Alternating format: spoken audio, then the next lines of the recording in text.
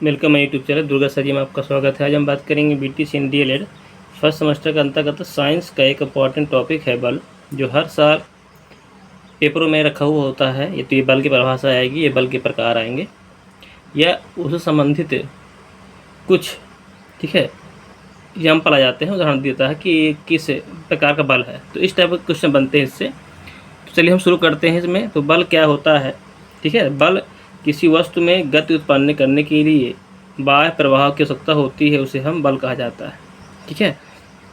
यहाँ बल दूसरी परिभाषा भी है कि बल वह कारक है जो किसी वस्तु की विराम अथवा गति की दिशा में परिवर्तन ला देता है। देखिए, बल एक साधारण चीज़ है, आप समझने की कोशिश करिए। बल एक कारक होता है जो किसी गतिमान वस्तु को विरामावस्था अथवा विरामावस्था को गतिमान अवस्था में लाने की एक परिवर्तन लाता है, ठीक है। तो आप ऐसे परिभाषा बना सकते हैं, जैसे अब बॉल आपको सामने आ रही है, तो बॉल सामने अगर आ रही है तो अगर उसमें सामने का आपने हाथ लगा दिया तो बॉल रुक गई। इसका मतलब है पहले बॉल गतिमान थी, फिर विराम अवस्था में आ गई। आप साइकिल चला रहे हैं, जब साइकिल चलाते हैं तो पहले साइकिल होती विराम अवस्था में। जैसे आप पैडल मारते हैं तो पैडल मारने पर ये आगे और बढ़ने लगती है, इसका मतलब साइकिल क्या होती है, गतिमान हो जाती है। तो पहले क्या होता है, विराम अवस्था से गतिमान अवस्था में चली जाती है। तो ये इसका मेन परिभाषा ये है कि बल वह धक्का या खिंचाव है जो किसी वस्तु दूसरे पर आरोपित करती है, ठीक है। आरोपित करने मतलब होता है उस पर लगाती है, अर्थात अगर वो वस्तु आ रही है तो उसे रोकती है, अगर वो रुकी है तो उसको आगे बढ़ाती है, तो बल एक बल होता है। तो बल की परिभाषा हो गया। इसके बाद हम बल का मात्रक पढ़ लेते हैं। देखिए, बल का जो नियम प्राप्त होता है वो गति के न्यूटन की गति के 2-3 नियम से प्राप्त होता है। कभी क्वेश्चन अगर बन के आ जाएगा कि गति का जो बल का जो सूत्र है वो गति के किस नियम से आता है, तो द्वितीय नियम से आता है। तो द्वितीय नियम में कहता है कि अगर यम द्रव्यमान कोई वस्तु है, ठीक है, उसमें एफ बल का या न्यूटन का बल लगा दिया जाए, धक्का लगा दिया जाए, तो उसमें त्वरण उत्पन्न होता है ए, ठीक है। ए मीटर पर सेकंड स्क्वायर का, देखिए त्वरण का मात्रक होता है मीटर पर सेकंड स्क्वायर, ठीक है। तो एम हो गया, बल लग गया, वस्तु हो गई एम, बल लगाया एफ, उसमें त्वरण हो गया ए उत्पन्न हो गया है, तो एफ बराबर हो गया एम इंटू ए। तो हम इसे इस तरह कह सकते हैं कि किसी वस्तु पर लगने वाला बल जो है वस्तु के द्रव्यमान तथा त्वरण के गुणनफल के बराबर होता है, ठीक है। इसका जो सुखद दूसरा परिभाषा बना सकते हैं कि बल जो होता है किसी वस्तु का द्रव्यमान उसमें उत्पन्न त्वरण के गुणनफल के बराबर होता है, ठीक है। जो बल का मात्रक होता है न्यूटन होता है एमकेएस पद्धति में, ठीक है। इसका मात्रक न्यूटन होता है। देखिए, अगर सबका मान 1 कर दिया जाए, ऐसी एफ बराबर 1 कर दिया जाए, द्रव्यमान हम 1 कर दिया जाए, 1 किलोग्राम भार वस्तु है, ठीक है, और उसमें 1 मीटर पर सेकंड का त्वरण उत्पन्न हो रहा हो, तो फार्मूला बन जाएगा कि 1 न्यूटन बराबर होता है 1 किलोग्राम गुणे 1 मीटर स्क्वायर। तो फार्मूला बन गया कि 1 न्यूटन बराबर होता है किलोग्राम मीटर पर सेकंड स्क्वायर, ठीक है। 1 हट जाएगा, ठीक है। जब 1 हट जाएगा तो फार्मूला बन जाएगा कि बल का एसआई मात्रक जो होता है वो किलोग्राम मीटर पर सेकंड स्क्वायर है, जिसे हम न्यूटन कहा जाता है एसआई पद्धति में, ठीक है। इसे हम एमकेएस पद्धति में कहते थे, एमकेएस पद्धति बोलते हैं। एसआई मात्रक होता है न्यूटन और एमकेएस पद्धति होता है किलोग्राम मीटर पर सेकंड स्क्वायर, ठीक है। ये बात क्लियर हो गई, तो ध्यान दीजिएगा। और 1 किलोग्राम भार है, ठीक है, तो बल का गुरुत्वीय मात्रा किलोग्राम भार होता है। और एक थोड़ा नोट कर लीजिएगा, तो 1 किलोग्राम जो भार होती है वो 9.8 न्यूटन के बराबर होता है, ठीक है। 1 किलोग्राम भार जो होता है 9.8 न्यूटन के बराबर होता है, ठीक है। चलिए हम आगे बढ़ते हैं। अब देखिए, सीजीएस पद्धति में भी दे लेते हैं ग्राम। देखिए, सी मतलब होता है सेंटी, जी तो ग्राम, एस पर सेकंड होता है, तो ये होता है सीजीएस पद्धति। और एमकेएस पद्धति में क्या होता है, एमकेएस में ये होता है, ये मीटर में होगा, ये किलोग्राम होगा, सेकंड होगा, ठीक है। अब सीजीएस पद्धति में न्यूटन का जो बल है ना, बल का मात्रक डायन बोलते हैं सीजीएस पद्धति में। तो अगर इसका होता ग्राम सेंटीमीटर पर सेकंड स्क्वायर, तो 1 न्यूटन बराबर होता है कहते 5 डायन के। तो 1 न्यूटन बराबर हो गया तो कहते 5 डायन के, या 1 डायन बराबर उसको उल्टा कर देंगे तो 1 डायन बराबर हो जाएगा, तो कहते हैं -5 न्यूटन के। ध्यान दीजिएगा, ये बहुत इंपॉर्टेंट है, कभी के पेपर में पूछ सकता है। चलिए, बल के प्रभाव क्या होता है। देखिए, बल का जब हम किसी वस्तु बल लगाते हैं तो उस बल लगाने से क्या प्रभाव पड़ता है किसी वस्तु पर, तो ये हम ये बताने जा रहे हैं कहता है कि बल किसी गतिमान वस्तु की चाल बदल देता है। ठीक है, बल जो होता है रुकी हुई वस्तुओं को गतिमान में ला देता है तथा गतिशील वस्तुओं को रोक सकता है। ठीक है, विराम अवस्था में ला सकता है। ये प्रभाव इसका होगा पहला। बल वस्तु की गति की दिशा में परिवर्तन कर देता है।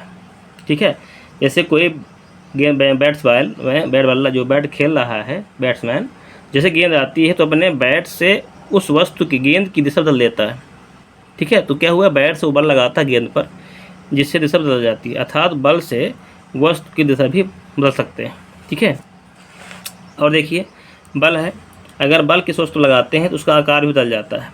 जैसे लोहार जब किसी लोहे को पीटता है बल हथौड़े से तो उसमें बल लगाता है, तो वो उसके लोहे का आकार क्या होता है, बदल देता है। तो उसमें बल लगाने से भी हमारा आकार बदल जाता है। ये प्रभाव है। देखिए कभी भी ऑब्जेक्टिव बन कर सकता है कि दिशा परिवर्तन हो सकता है, विरामावस्था हो सकता है और उसके आकार में परिवर्तन हो जाता है। अगला क्वेश्चन है, बल में परिमाण और दिशा दोनों होती है। ध्यान दीजिएगा, परिमाण भी होती है, दिशा भी होती है, इसलिए इसको हम बल को सदिश राशि कहते हैं।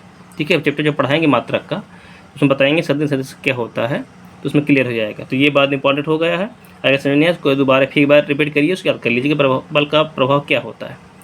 चलिए इसके बाद हम पढ़ते हैं बल के प्रकार कौन कौन से होते हैं, जो आपके एग्जाम के लिए बहुत इंपॉर्टेंट है। ठीक है, अगला क्वेश्चन कह रहा है कि बल के प्रकार कौन से होते हैं। तो हम पढ़ेंगे, पहला पढ़ेंगे बल का प्रकार में पेशी बल। बल आपके बहुत सारे होते हैं, लेकिन जो आपके चैप्टर में सिलेबस में दिए हम वही पढ़ेंगे। ठीक है, बहुत सारे बल होते हैं। पहला है पेशी बल। पेशी बल क्या होता है, जब हम किसी वस्तु को हाथ से उठाते हैं तो हमारे हाथों की मांसपेशियों में खिंचाव उत्पन्न होता है। हाथ की मांसपेशियों पर उत्पन्न द्वारा वस्तु पर लगाया गया बल जो होता है वही आपका पेशी बल होता है ना। पेशियों द्वारा उत्पन्न बल द्वारा वस्तु पर बल लगाया जाता है, अतः पेशियों द्वारा लगाए गए इस बल को पेशी बल कहते हैं। ठीक है, पेशियों द्वारा लगाए गए इस बल को हम पेशी बल कहते हैं। पेशी बल का थोड़ा एग्जाम्पल देख लेते हैं कौन सा होता है। जब आप पानी से भरी बाल्टी उठाते हैं तो अपने हाथ का बल लगाते हैं, और हाथ में क्या होता है, तो हाथ में मांसपेशियाँ होती हैं, जिससे हम बाल्टी को आसानी से उठा सकते हैं। बैलों द्वारा जब गाड़ी खींचते हैं, ठीक है, जो गाड़ी क्या खींचता तो अपना हाथ का इस्तेमाल करता है, तो वहाँ पर भी पेशी बल लगता है।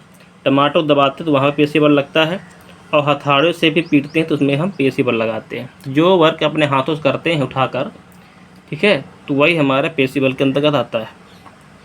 ठीक है, तो अगला हम बल पढ़ते हैं गुरुत्वीय बल।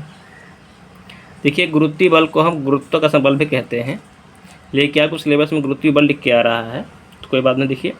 देखिए न्यूटन के गुरुत्वाकर्षण नियम है में गुरुत्वाकर्षण वह आकर्षण बल होता है जो किन्हीं दो वस्तुओं के बीच कार्य करता है। ठीक है, अगर दो वस्तु ये रखे हैं, द्रव्यमान इसका m1 है, द्रव्यमान इसका m2 है, तो इनके बीच में दो वस्तु बल कार्य करता है, इसे हम गुरुत्वाकर्षण बल करते हैं। ठीक है, ये तीन वस्तुओं के बीच में। अब होता क्या है कि यदि इन वस्तुओं में एक वस्तु पृथ्वी हो जाए तो गुरुत्वाकर्षण बल को गुरुत्व बल कह देते हैं। देखिए गुरुत्व मतलब होता है ज़मीन। ठीक है, जब ज़मीन किसी वस्तु को नीचे खींचती है, जो नीचे पृथ्वी है और वस्तु ऊपर है, तो अगर एक में पृथ्वी शामिल कर ली जाए और दूसरे में अन्य वस्तु शामिल कर लिए जाए तो वहाँ पर जो बल लगता है वो गुरुत्व बल कहते हैं। एक पृथ्वी होगी, एक अन्य वस्तु होगी, अतः गुरुत्व वह आकर्षण बल है जिससे पृथ्वी किसी वस्तु को अपनी केंद्र की ओर खींचती है। ठीक है, तो जो वस्तु नीचे आती है वो गुरुत्वाकर्षण बल के आता है। तो यहाँ पर वही चीज़ें हैं, गुरुत्वाकर्षण बल या गुरुत्व वही है, तो यही परिभाषा हो गई गुरुत्वीय बल की। तो इसका देखिए गुरुत्वीय बल जो होता है, गुरुत्वीय बल का मात्रा भी न्यूटन होता है आपका। ठीक है, अब इसकी एग्जाम्पल क्या होता है, जैसे पृथ्वी है ना, पृथ्वी के चारों ओर की वस्तु घूम रही है। ठीक है, तो वो गुरुत्वाकर्षण बल के कारण ही गति लगा रही है। ठीक है, गुरुत्वाकर्षण बल के द्वारा ही चंद्रमा की गति होती है। ठीक है, अगर कोई वस्तु जब ऊपर फेंकी जाए है, फेंकने के बाद वह पुनः वापस आ रही है, तो इसमें कौन सा बल लग रहा है, गुरुत्वीय बल काम कर रहा है। ठीक है, तो ये बात अब क्लियर हो गई। चलिए बगैर जब हम बढ़ते हैं अगले प्रकार की ओर। अगला बल हमारा आता है चुंबकीय बल। ठीक है, चुंबकीय बल क्या होता है, दो चुंबकीय ध्रुवों के मध्य लगने वाला बल चुंबकीय बल कहलाता है। ठीक है, जब आप कभी चुंबक देखे होंगे, तो चुम्बक लीजिए, उसको आपस में तोड़ लीजिए, न तोड़े कोई बात नहीं। चुम्बक होता है कैसे, चुम्बक लीजिए, चुम्बक कई प्रकार के होते हैं। तो उसमें देखिए ध्रुव, एक तरफ ये होता है नॉर्थ साउथ, नॉर्थ, एक होता है साउथ, ठीक है, उत्तरी और दक्षिण ध्रुव बोलते हैं इसको। तो दो ध्रुव होते हैं, तो इनके बीच में जो बल लगता है उसे हम बोलते हैं चुंबकीय बल। इस तरह हम दूसरा बल ले आए, दूसरा हम पिंड ले आए, ठीक है, ठीक है, ये तो नॉर्थ साउथ हो गया। इस तरह का हम दूसरा चुंबक ले आते हैं, उसमें भी साउथ और नॉर्थ होता है, पोल होता है। तो जो चुंबक आपस में पास लाते हैं, ये तो अब आकर्षित होता है या तो दूर भागता है, ठीक है। तो अगर ध्रुव अलग अलग हैं तो आपस चिपकेगा, अगर ध्रुव एक ही तरह के हैं तो अलग अलग। जैसे मान लो साउथ पोल है, साउथ को साउथ से मिलाओगे तो क्या करेगा, बाहर फेंकेगा, यानी प्रकाशित करेगा। अगर नॉर्थ और साउथ लाओगे तो आपस में चिपक जाएंगे, ठीक है। तो यही कह रहा है कि दो चुंबकीय ध्रुवों के मध्य लगने वाला बल चुंबकीय बल कहलाता है। इसमें उत्तरी एवं दक्षिणी दो ध्रुव होते हैं, ठीक है। अगर दो समान हैं, है ना, दो समान आपके ध्रुव हैं, पोल हैं, तो वो आपके प्रतिकर्ष होगा। अगर दो विपरीत है तो आकर्ष होता है, मतलब आपस चिपकते हैं, ठीक है। इसको यहाँ पर लिखते हैं कि लोहे, चुम्बक जो है लोहे की कीलों को अपनी ओर खींच लेता है, ठीक है। तो चुम्बक द्वारा कीलों पर लगाए गए बल को चुंबकीय बल भी कहते हैं। इस तरह हम इसकी परिभाषा दे सकते हैं कि चुम्बक जो है किसी वस्तु को अपनी ओर आकर्षित कर लेता है, तो चुंबकीय जो आकर्षित कर रहा है उसमें एक बल लग रहा है, चुंबकीय बल कहते हैं। किसी चुम्बक के द्वारा किसी अन्य चुम्बक तथा चुंबकीय पदार्थों पर लगाया गया बल चुंबकीय बल कहलाता है। देखिए इसमें हमने कई सारे परिभाषा दी हैं, तो आप इस तरह बना लिख सकते हैं आसानी से, ठीक है। तो क्योंकि होता क्या है, जब कुछ लॉन्ग आता है, शॉर्ट आता है तो थोड़ा सा एक लाइन लिख सकते हैं, लेकिन जब क्वेश्चन बड़ा आता है, 2 नंबर का आता है, तो कोशिश करना होता है कि उसको बड़ा करें, हाँ, किस तरह से उसको बड़ा लिखें जिससे एग्जाम में समझ में आए और अच्छा हमको नंबर मिल जाए, ठीक है, ऐसा हम किया जाता है। तो चुंबकीय एग्जाम्पल हम करते हैं क्या है, जैसे कोई उसमें लोहा मिला हो किसी वस्तु में, उसको अलग करना है, तो हम चुंबकीय बल द्वारा उस वस्तु को अलग कर लेते हैं, है ना। जिस वस्तु में कोई धातु के चुंबकीय पदार्थ मिला होता है तो उसको हम चुंबकीय बल द्वारा ही उसको अलग कर देते हैं, ठीक है। अगला पढ़ते हैं विद्युत बल। विद्युत बल क्या होता है, विद्युतीय बल या विद्युत बल किसे कहते हैं। एक विद्युत बल को दो आवेशित पिंडों या आकर्षण बल या प्रतिकारक बल की क्रिया है, ठीक है। विद्युत बल जो कह रहा है, विद्युत बल जो होता है कि अब देखिए इसमें चुम्बक में नॉर्थ साउथ पोल होते थे, है ना। अब विद्युत बल में क्या होगा, दो आवेश होंगे, एक पॉजिटिव होगा एक नेगेटिव होगा। इनके द्वारा क्या होता है, आवेशित पिंडों के बीच या तो आकर्षित होगा या तो प्रतिकर्षण होगा या तो प्रतिक्रिया होगी। तो बल की क्रिया को हम कहते हैं विद्युत बल कहते हैं। इसमें दो आवेश होते हैं, एक धनात्मक होता है एक ऋणात्मक होता है। आपने सेल देखा है, तो सेल होता है तो ऊपर तरफ हमारा पॉजिटिव होता है, नीचे तरफ नेगेटिव होता है, तो ये विद्युत बल होता है। तो ये परिभाषा एक हो गई, ठीक है। अगर इसको व्यवहारिक रूप से देखें तो व्यवहारिक रूप से जब हम पटरी को, आप देखे होंगे जब छोटे बच्चे थे हम लोग, तो करते क्या थे, पटरी को अपने सिर में रगड़ते थे, ठीक है। और जब रगड़ते थे उसके पास एक कागज़ के टुकड़े ले जाते थे तो चिपक जाते थे। तो चिपकते क्यों हैं, जब हम पटरी में बाल रगड़ते हैं आपस में तो ये आवेशित हो जाते हैं, ठीक है, इसमें आवेश आ जाता है। जब आवेश आ जाएगा तो उसमें एक प्रकार का बल लगेगा जिसे हम विद्युत बल कहते हैं, क्योंकि आवेश जो होता है विद्युत बल में होता है, विद्युत बल में होता है। तो जब ये आवेशित हो जाते हैं तो जब इनको हम पास लाते हैं तो पटरी और कागज़, है ना, विद्युत बल के कारण आपस में चिपक जाते हैं। ये तो आप बालों में रगड़िए पटरी को, और बाल के पास पटरी ले जाइए तो बाल और पटरी आपस में चिपक जाती है, मतलब बाल जो है पटरी में चिपकाने की कोशिश करती हैं। तो क्यों होती हैं, क्योंकि दोनों में आवेश हो जाता है। तो जब आवेश हो जाती हैं तो आपस में आकर्षित होने लगती हैं। ये हो गया इसका, ठीक है। तो ये हो गई विद्युत बल की परिभाषा हो गई। चलिए हम अगले बढ़ते हैं अगले प्रकार की ओर। अगला प्रकार हमारा कह रहा है कि घर्षण बल, ठीक है। घर्षण बल से कुछ ज़्यादा आते हैं। देखिए संपर्क में रखी दो वस्तुओं के मध्य एक प्रकार का बल कार्य करता है जो गति करने में वस्तु का विरोध करता है, यही बल घर्षण बल कहलाता है, ठीक है। यदि कोई मेज में एक वस्तु रखी है, ठीक है, तो एक मेज हो गई, एक क्या हो गई, पुस्तक हो गई, एक मेज हो गई एक पुस्तक हो गई। तो अब ये संपर्क रखी होती हैं, आपस में रखी होती हैं। तो जब आप मेज की पुस्तक को थोड़ा सा धक्का देते हैं तब देखते हैं धक्का देने बाद वो पुस्तक रुक जाती है, आगे नहीं बढ़ पाती। तो क्यों नहीं बढ़ पाती है कि जो मेज होती है, ठीक है, समझिए थोड़ा सा, जो मेज होती है उसके ऊपर एक पुस्तक रखी होती है, तो उनके बीच में एक बल लगता है, इसे हम घर्षण बल कहते हैं। घर्षण बल कहता है कि मैं तुझे आगे जाने दूंगा, और पुस्तक आगे जाने की कोशिश करती है, पुस्तक आगे जाती है, लेकिन सतह में जो फर्श है, ये मेज है, वो पीछे को धक्का देती है। ठीक है, तो जो विरोध हो रहा है बीच में, उसे हम बोलते हैं घर्षण बल कहते हैं। ठीक है, इसी एग्जाम्पल दिया है कि मेज पर रखी पुस्तक को किसी बेग धक्का देते हैं तो थोड़ा चलने के पश्चात वो विरामावस्था में आ जाती है। क्यों आ जाती है? अब देखिए, साइकिल के जब पैडल घुमाते हैं, साइकिल आप खड़े कर दीजिए, उसके पहिए घुमा दीजिए। जब पहिए घुमाते हैं तो पहिए घूम जाएगा, लेकिन कुछ समय बाद धीरे धीरे क्या हो जाएगा, वो रुक जाएगा। वो क्यों रुक जाता है? क्योंकि अब रुक जाता है क्योंकि उसमें वायु का घर्षण बल लगता है। एक वायु को लगता है, अभी जो रिम जो होती है ना, साइकिल के जो बीच में रिम लगी होती है, उसमें भी घर्षण बल लगता है। तो इससे क्या होता है, वो साइकिल का पहिया हुआ रुक जाता है। अगर ये घर्षण बल शून्य हो जाए, ध्यान दीजिएगा, ये घर्षण बल का बहुत इंपॉर्टेंट है। अगर घर्षण बल शून्य हो जाए तो जो वस्तु अगर चलने लगे वो चलती ही रहेगी, कभी रुकेगी ही नहीं। ठीक है, ध्यान दीजिएगा, अगर घर्षण बल शून्य कर दिया जाए तो जो वस्तु चल रही है वो हम चलती रहेगी, हम कभी रुकेगी ही नहीं। ठीक है, तो यह कह रहा है कि अर्थात मेज इसकी गति का विरोध कर रहा है। हम कह सकते हैं कि किन्हीं दो सतह के संपर्क तलों के बीच सापेक्ष गति का विरोध करने वाले बल को घर्षण बल कहते हैं। देखिए, इसका भी सिद्धांतिक परिभाषा में दे दिया है कि जो सतह होती है, सतह के बीच में जो बल लगता है वो हमारा घर्षण बल कहलाता है।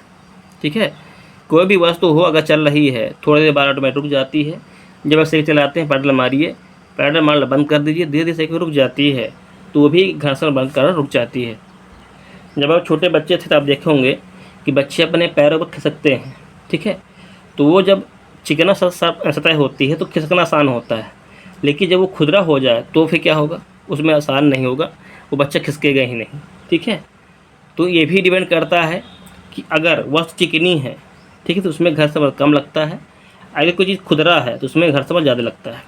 ठीक है, जैसे आप चल पाते हैं, चलते हैं ना, जैसे रोड चलते हैं तो आपका चल पाना भी एक घर्षण बल कारण होता है, क्योंकि आपका चलना, पैर, चप्पल और ये रोड सतह है, इसका घर्षण बल ज़्यादा होता है, तो इसलिए हम चल पाते हैं। अगर इसी में अगर तेल डाल दें, अब से कहें कि तेल में चलो, तो क्या होगा, जो घर्षण बल था वहाँ पर जीरो हो जाएगा और गिर जाएंगे, आप चल ही नहीं पाएंगे। चिकनी सतह में चल ही नहीं पाएंगे क्योंकि वहाँ पर घर्षण बल जीरो हो जाता है। ठीक है, तो हम इस तरह हम पढ़ते हैं विशेषताएं क्या होती हैं घर्षण बल की। तो वैसे देख लीजिए कि दो सतहों के मध्य लगने वाले घर्षण बल उसके संपर्क के क्षेत्रफल पर निर्भर नहीं करता है। ध्यान दीजिएगा, जो क्षेत्रफल है वो निर्भर नहीं करता है और आकार पर निर्भर नहीं करता है, वो खाली सतह की प्रकृति निर्भर करती है कि प्रकृति कैसी है, खुरदुरी है कि चिकनी, बस। वो क्षेत्रफल या आयतन पर कोई प्रभाव उसका नहीं पड़ता है, निर्भर नहीं करता है। ठीक है, घर्षण बल ये देखता है कि वस्तु कैसी, चिकनी है, खुरदुरी है। अगर खुरदुरी है तो घर्षण बल ज़्यादा लगेगा, अगर चिकनी है तो घर्षण बल जीरो लगेगा ही नहीं। ठीक है, अगला देखिए, घर्षण बल संपर्क तलों के स्पर्शी रेखीय तथा समांतर होता है। ध्यान दीजिएगा कि अगर घर्षण बल लगा रहे हैं तो स्पर्श रेखीय होगा और समांतर होता है, और दिशा इसकी क्या होती है, विपरीत होती है। अगर हम आगे धक्का दे रहे हैं तो उसके विपरीत एक बल लगेगा, तो इस दिशा क्या होती है, इसकी विपरीत होती है। ठीक है, अगर देखिए, अगर कोई ठोस है तो सतहों के मध्य आकर्षण बल जो है अधिक लगता है। अगर कोई पानी द्रव है तो उनमें घर्षण बल कम लगता है। अगर एक वायु ले लें, एक ठोस ले लें, तो इसमें घर्षण बल सबसे कम लगता है। ठीक है, तो इसकी विशेषताएं हो गई। चलो आगे हम बढ़ते हैं इसके बारे में। देखिए, घर्षण बल का लाभ या उपयुक्तता पढ़ लीजिए। हमारे जीवन में घर्षण बल का बहुत ही इम्पोर्टेंट होता है। अगर ये हमारे जीवन में न हो तो हमारा जीवन जीना असंभव हो जाएगा। देखिए, इसमें पहला क्या दे रहा है कि कागज़ अगर पेंसिल लिखते हैं, है ना, कागज़ पर पेंसिल के बीच घर्षण बल के कारण हम लिख पाते हैं, है ना। इनके आपस में अगर चिकना हो जाए, आप देखो कभी चिकना, ऐसे कोई पेपर है उसमें तेल लगा दीजिए तो चिकना हो जाएगा। तो चिकनी सतह में क्या होता है, घर्षण बल लगभग जीरो होने लगता है। उसमें हल्का चलेंगे तो हल्का चलेगा पेन, तो वहाँ पर क्या होता है, घर्षण बल नहीं लगता है। तो कागज़ और पेन चलाते हैं उसमें घर्षण बल लगता है, जिससे हम आसानी से लिख पाते हैं। घर्षण बल के कारण मनुष्य सीधा खड़ा रह पाता है और चल पाता है। ध्यान दीजिएगा ना, इम्पॉर्टेंट है, चल पाता है। घर्षण बल न होने के कारण हम केले के छिलके और बरसात में चिकनी सड़क पर फिसल जाते हैं। ठीक है, बहुत अच्छा लिखा हुआ है यहाँ पर। अगला है कि मोटर कार, बस तथा अन्य वाहनों के पहियों तथा सड़क के मध्य आकर्षण बल लगने के कारण ही हम चलना संभव हो पाता है। ठीक है, जो मोटर कार चलती हैं क्योंकि टायर जो होते हैं, अगर वहाँ पर घर्षण बल 0 हो जाए तो आगे पहिए चलेंगे ही नहीं, आगे फिसल जाएंगे। ठीक है, आप देखोगे जब गाड़ी फंस जाती है मिट्टी में तो उसमें घर्षण बल क्या होता है, शून्य हो जाता है, तो गाड़ी आगे बढ़ ही नहीं पाती है और टायर फिसलता रहता है। तो ये हो गए कुछ लाभ। आप अपने आप बना सकते हैं, ऐसे बात नहीं है, आप भी कुछ अपने आप बना सकते हैं। ठीक है, अब इसमें हानि क्या होती है? हानि क्या होती है कि कोई चीज़ अगर देखिए गर्मी के दिनों में तेज़ हवा के कारण, जो तेज़ हवा चलती है तो घर्षण बल के कारण जो बाँस होते हैं, लकड़ी होता है, बस रगड़ती हैं। जब वो रगड़ते हैं तो उसमें एक घर्षण बल होता है, जब रगड़ेंगे तो उसमें क्या हो, जंगल में आग लग जाती है। तो जंगल में आग लगना घर्षण बल के कारण भी होता है और उसमें आग लग जाती है तो ये भी आपका हानि होती है। एक होता है मशीन के पुर्जे होते हैं कि घर्षण बल है तो अत्यधिक अगर उसमें घर्षण ज़्यादा लग रहा है, ठीक है, अगर वो चिकनी नहीं, देखिए मशीन के पुर्जे होते हैं वो हमें चिकना बनाया जाता है। क्यों बनाया जाता है? अगर वो चिकना ना बनाया जाए तो मशीन पर जल्दी घिस जाएंगे और जल्दी ख़राब हो जाएंगे और मशीन की क्षति पहुंच जाएगी। ठीक है, हम देखा होगा कि मशीन के पुर्जों में घर्षण बल जो होता है, जब मशीन तैयार चलने लगती है तो क्या करते हैं, उसमें तेल डालते हैं, ग्रीस डाल देते हैं। क्यों डाल देते हैं? क्योंकि उसमें घर्षण बल 0 कर दें। ठीक है, तो अगर आप 0 नहीं करेंगे तो मशीन पुर्जे ख़राब हो जाएंगे और तो आपके लिए भी हानिकारक ही होगा, लाभदायक उसमें होने वाली बात ही नहीं है। ठीक है, तो इस तरह हम व्यवहारिक जीवन में ले सकते हैं। बहुत सी चीज़ें हैं तो आप अपने आप से कुछ सोच कर भी बना सकते हैं अगर पेपर में ऐसा आता है। चलिए, इसके घर्षण बल अगर है, किसी वस्तु चला रहे हैं तो उसमें घर्षण बल कम करना भी ज़रूरी होता है। तो घर्षण बल कम करने के उपाय, अगर घर्षण बल ज़्यादा लग रहा है तो उसको हम कम कैसे करें, तो इसका देख लीजिए कैसे करते हैं। तो घर्षण बल कम करने के उपाय क्या होता है कि मशीनों के कल पुर्जे जो होते हैं, घिसने और टूटने से बचाने के लिए उनके संपर्क तार के बीच ये तेल या ग्रीस लगाकर हम घर्षण बल को कम कर देते हैं। ठीक है, कोई भी मशीन चला रहे हैं तो हम देखेंगे उसमें ग्रीस जरूर डाला जाता है। तो क्यों डाला जा रहा है? क्योंकि उसमें घर्षण बल कम हो जाए, जिससे हमारी मशीन ख़राब ना हो। ठीक है, तो देखिए हमने कुछ आपके बल बताए हैं, कुछ बल के प्रकार बताए हैं। ठीक है, तो ये रहा। तो इसके अलावा कुछ और भी होते हैं, बल होते हैं। मैंने पहले बताया था इसमें बल बहुत प्रकार के होते हैं, जिसे में हम इस तरह बता दे रहे हैं आपको। एक होता है अभिकेंद्री बल। अभिकेंद्री बल होता है कि अभी मीन्स होता है अंदर, केंद्र मीन्स होता है केंद्र की ओर। अगर कोई वस्तु रखी है, बॉल लीजिए आप, रस्सी बांध लीजिए, जब बॉल को रस्सी घुमाते हैं, रस्सी इस तरह बॉल घूमती है, घूमती नहीं घूमती? क्यों घूमती है? क्योंकि रस्सी और ये हाथ पकड़े रहते हैं हाथ से, तो इसके अंदर की ओर एक बल लगता है, उसे हम बोलते हैं अभिकेंद्री बल। जैसे सूर्य चक्कर लगाता है पृथ्वी चक्कर लगाता है सूर्य की, जो पृथ्वी होता है, सूर्य होता है, इनके मध्य क्या होता है, एक आकर्षण बल होता है, उसे हम बोलते हैं अभिकेंद्री बल। साथ साथ इसके एक बाहर एक बल लगता है जो एक नगन के बराबर होता है, क्योंकि हम जब रस्सी जैसे चलाते घुमाते हैं तो हमको अधिकतर लोड अंदर की ओर पड़ता है, बाहर की ओर कम पड़ता है। तो यहाँ पर देखो कोई चीज़ है, अगर बल लगा रहे हैं तो क्रिया प्रतिक्रिया नहीं जो लगता है उसमें। तो अगर एक वस्तु, अगर अंदर की वस्तु लग रही, बल लग रहा है, तो हल्का सा बाहर की बल लगता है, इसे हम बोलते हैं छद्म बल, बोलते हैं छद्म बल। तो इसको हम बोलते हैं अपकेंद्री बल।